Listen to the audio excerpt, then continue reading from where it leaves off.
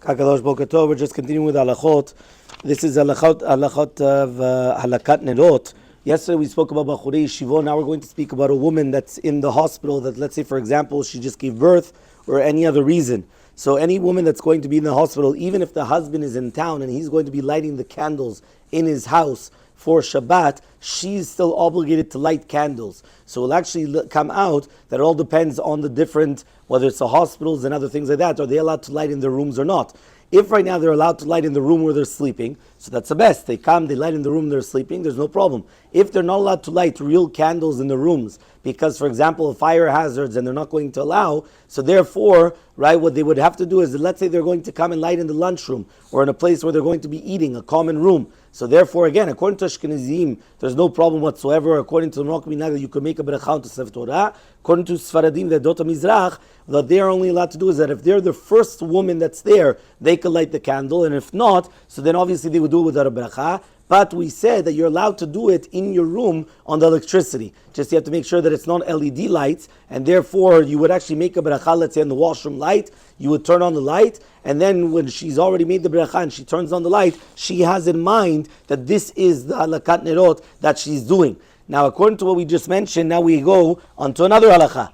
Imagine right now, right, people are invited out. So they're going to come, they're going to light candles, and they're going to leave. Now they're leaving before nightfall, obviously, because minimum is 18 minutes before, right, the halakat nerot, right? Some people do 20 minutes, other places do more, less, but it's the 18 minutes is the average of halakat nerot. So therefore, they're going to light the candles, and they go, and they're going out for supper. So they come to the Bet Knesset, they go from the Bet Knesset to the people's houses, and now, by the time they come home, the lights are off, the candles are off. Why? They say they're blinded, they were talking and talking. So what happens? Now you have a problem. The problem is it's a bracha v'talah. Because what does it help to come and to start lighting candles if you're not benefiting from it? The same halakha would apply even if you're at home. They lit the candles, but immediately they went and they ate outside. And then by the time they come inside the house, the candles are already off. So therefore the Lachabra says here that what you're supposed to do is, number one, you have to have very, very long candles in order that when you come back, the candles are still lit and you could benefit from the candles.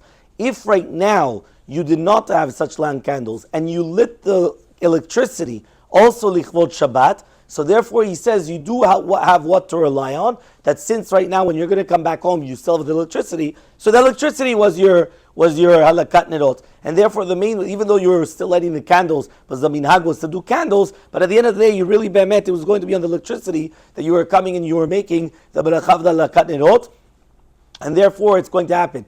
Another way of doing it, even though you shouldn't do this lechat techila, is that you should have one of the family members stay behind until after nightfall. And then they're benefiting from the candles. And once they're benefiting from the candles, so therefore at least they benefited, and then they could continue. But again, this is all just to pay attention that when we're doing a halakat nerot, you have to realize that it's the intention of the candles. You're not allowed to read from it. Why? Because if not, you might tilt the candles. That's another halakha. But you're supposed to benefit from the candles. You're supposed to have it in a place where you're going to enjoy from it. So it's not just come, you're doing a show or whatever it is, you're lighting candles and then you just go. No. You're supposed to come and you're supposed to benefit from those candles. And therefore it should be where the place where you're going to eat. Again, lechat techila, right? If not, you could go outside and eat, but then come back and make sure that you're going to benefit from those candles. Because as long as you benefit from the candles, it's okay. If you're not going to benefit from the candles, it will become a bracha v'talah.